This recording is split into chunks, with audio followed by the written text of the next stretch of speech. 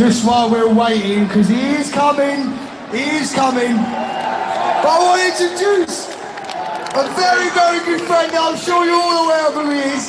My favourite Jew, Avi Ali!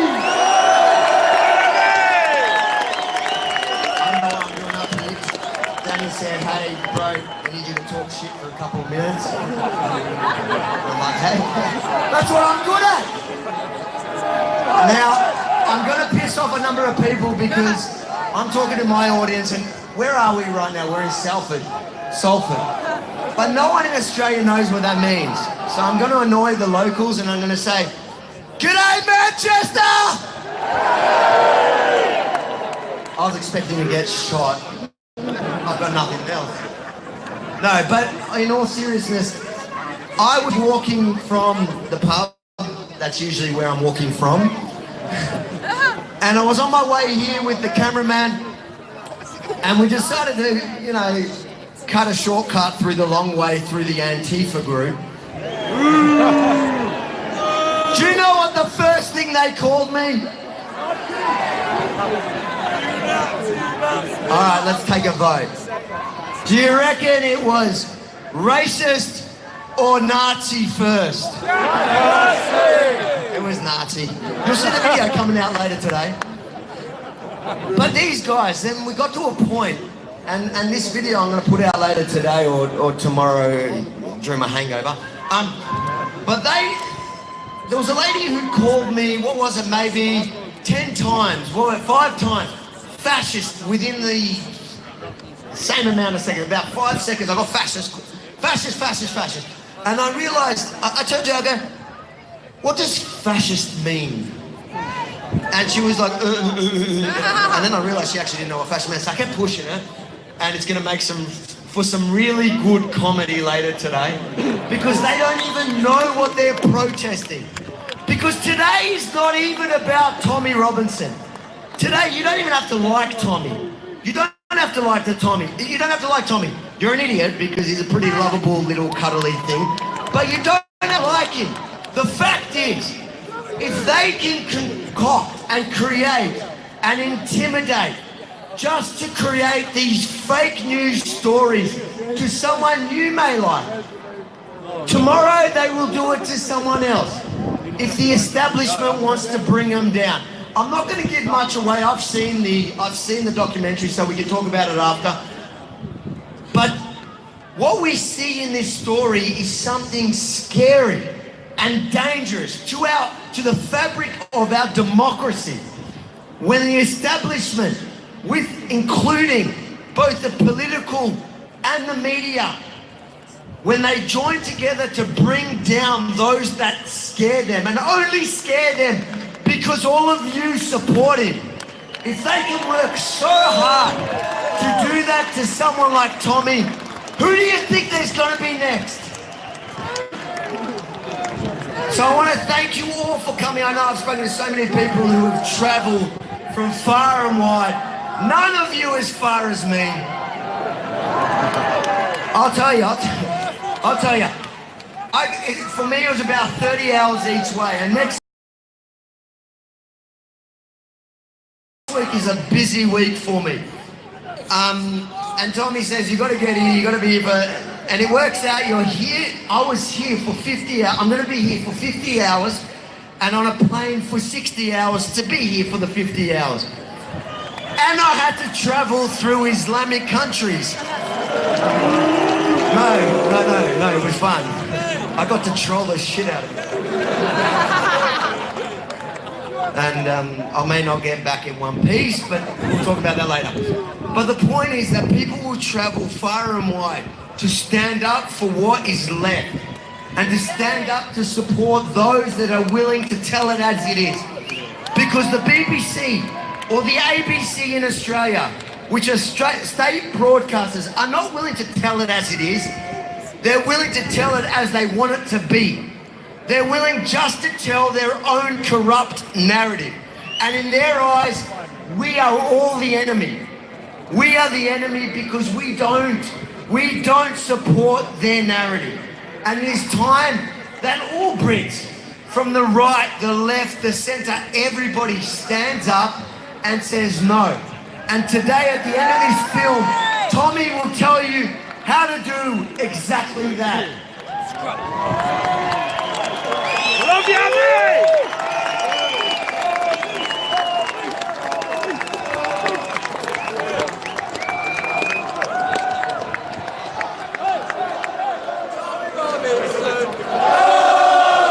Who here loves John Sweeney?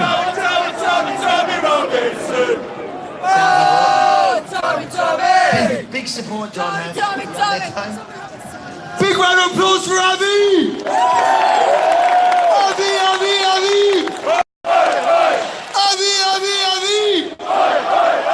What a guy.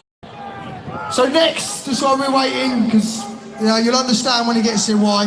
Basically the trams, because of the trams, we've had a lot of information that people are having to come from different directions, so there's people still coming. So that's that delay on that side. But I just want to introduce someone else to say hello to you. I've known this man for probably about a year now, and I've got to say his heart is definitely in the right place. It's veterans. He runs the group Veterans Against Terrorism.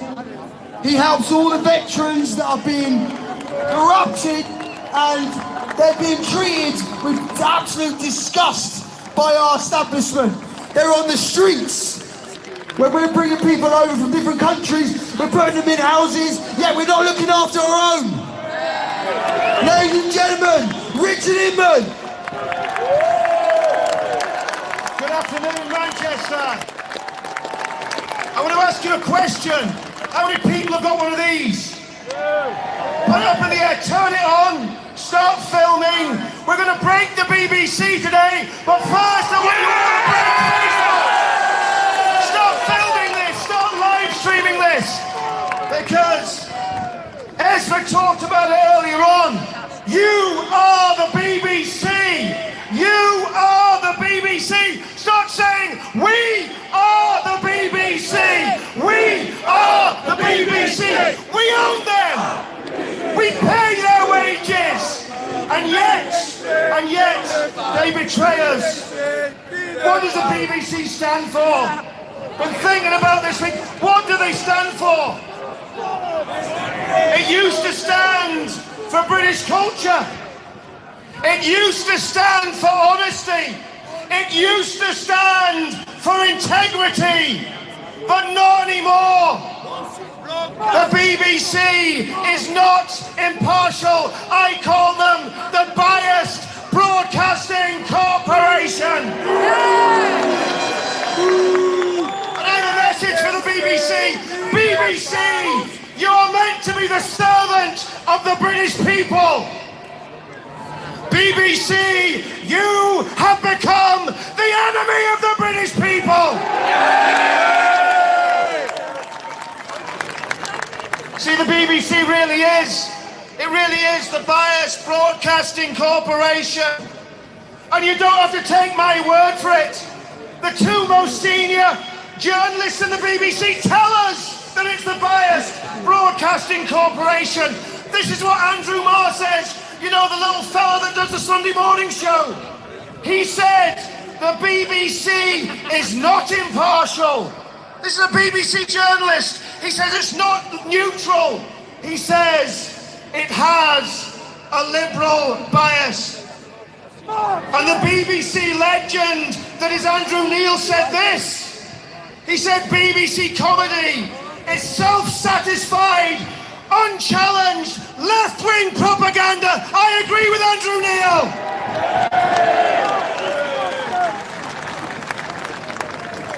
And the BBC's very own journalists. Oh dear, one of them's going to get shredded later on today, isn't he? Who feels sorry for Mr. Sweeney? We don't feel sorry for him? Well, neither do I.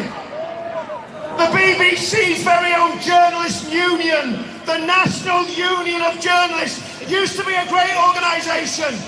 Not anymore. Not anymore. They're in bed with that rabble. Stand up to racism. I just said stand up to racism. They have called us That's me and you and Tommy and everybody else that's here. They've called us far-right thugs. I wonder however Yemeni feels about being called a fascist and a far-right thug by a journalistic union. You see, I don't see any far-right thugs here. Do you know what I see here? I see veterans. I see football fans. I see Jewish people. I see ex-Muslims. I see black people. I see women. I see children. I see teachers and solicitors and professionals. Are we all far-right thugs, NUJ? I don't think so. You're the fascists. It's about time you shut your mouths. You know, there's a man in the crowd here today. I'm not going to name him. And I want to tell you, this man is a hero. And this man has been coming to every single demonstration for the past 18 months.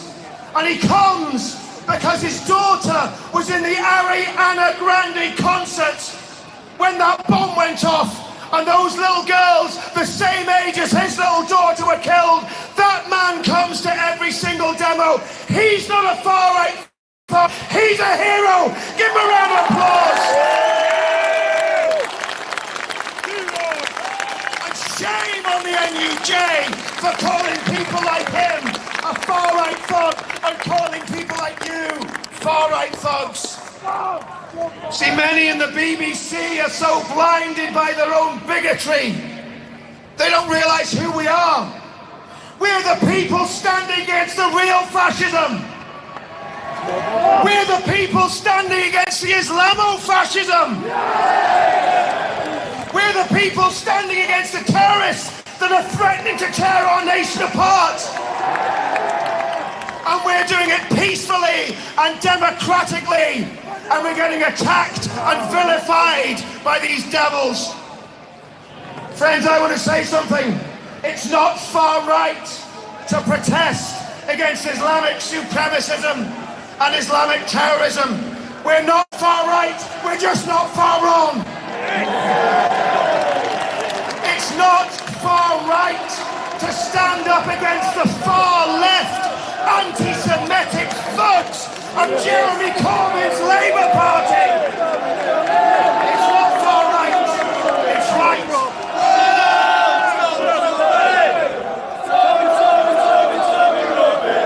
And I say to everyone standing here in this great crowd, you are not right. You are 100% right. You're not far right. You're 1,000,000% right. And you're standing here because the BBC has become the enemy of the people. Oh, Tommy, Tommy! Tommy, Tommy, Tommy, Tommy Robinson! He's here! Tommy, Tommy! Tommy, Tommy, Tommy, Tommy Robinson! Oh! Tommy, Tommy! Tommy, Tommy, Tommy, Tommy Robinson! Louder!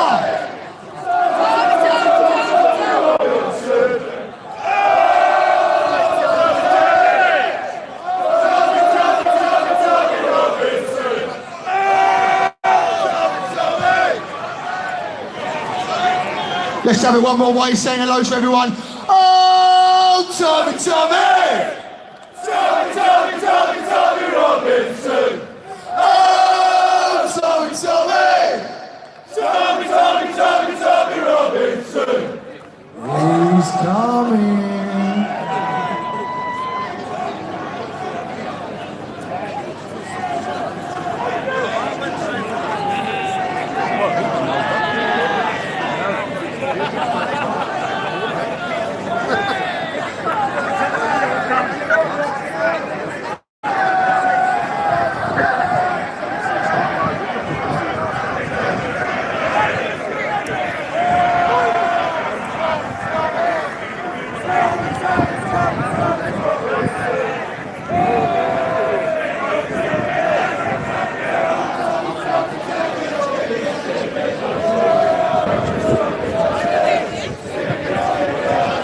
Ladies and gentlemen, our hero, our saviour, Mr.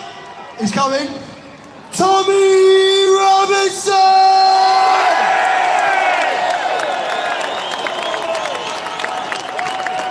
Come on, Tom. How are you?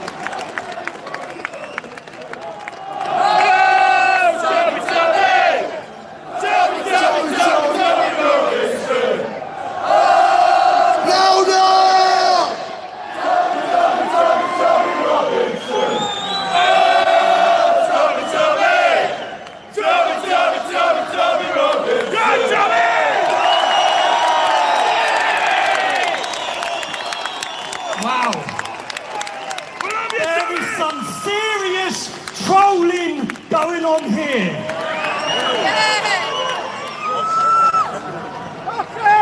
We have, in about 20 minutes, we're just rendering the final part. And we have one edition, but the final one will be ready in about 20 or 30 minutes. That's what we've been waiting for. And also, I understand we've had messages from some people who have been struggling to get in because of the tram. So, Panadrama will go live in about 30 or 40 minutes.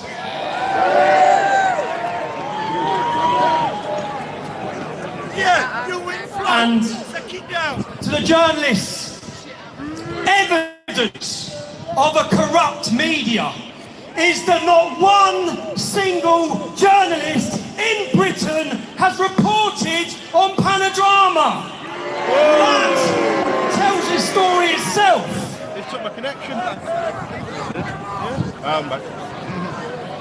Dodgy bastards. This is beautiful. What a beautiful day as well, eh? The idea was that we turn up.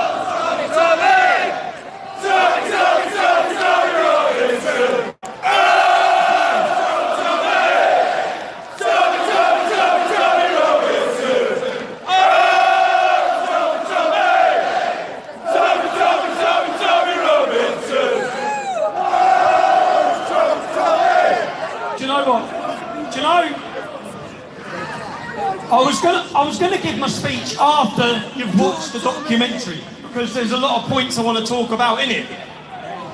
But it's not really got a plan. Do you know what? I want to start off saying some thank yous actually. Thank you to every single person that's come today, but also who watched the documentary 3-part series, The Real Tommy Robinson? Paul? Where are you? Where's Paul? Fine. You know, we are constantly battling a media that lie. Now, I met a gentleman, I met him months ago, where he said he wants to do his part. Because like you, like every one of you that's here, you've listened to what I say. You've followed my story. You know I'm not a fascist or an extremist or a racist. But we're constantly battling the lies. So Paul, I want to say a thank you because that documentary, I'm grateful. You took your time to do that for me to help people see the real me. So thank you, Paul, man.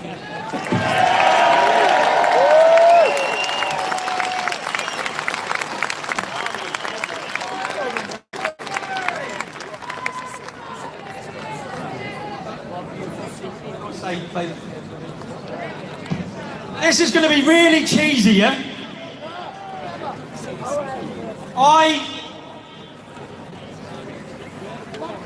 You know... Come on, Tommy!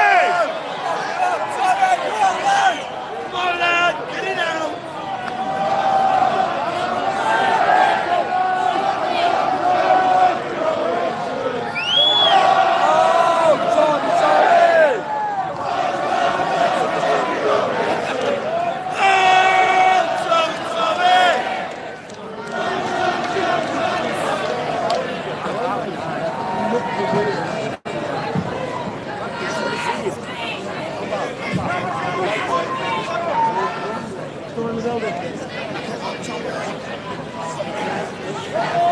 Sorry. The videos we've got apparently need to then render. I don't know, it's above my head, but we've been struggling all morning with it.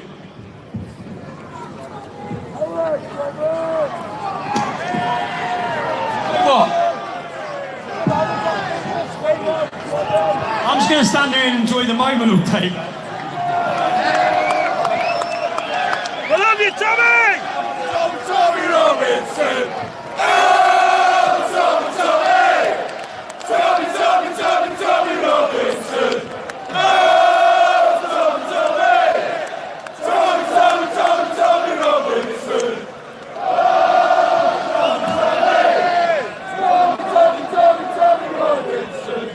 Do you know what I'll do? I know Jared. See, my speech, I want it to come after the documentary, yeah? And I've got something that I want to play as well to say a thank you to someone, so they're rendering it. The main point as well, when you see a movement, which is what this is, it's a movement. That movement must be politicised. It has to be politicised. The politicians will not care. None of them will care until they start seeing us take their seats. There's only one politician that I've listened to, that I respect, and that I vote for. And that's Gerard Batten.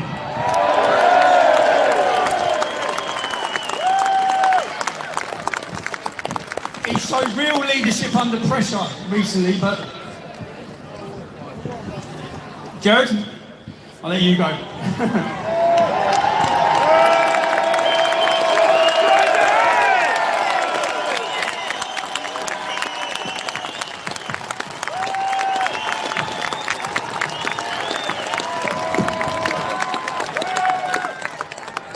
Hello everybody. Great turnout. Now I have to be careful of the people that I associate with. Now what I want to make sure today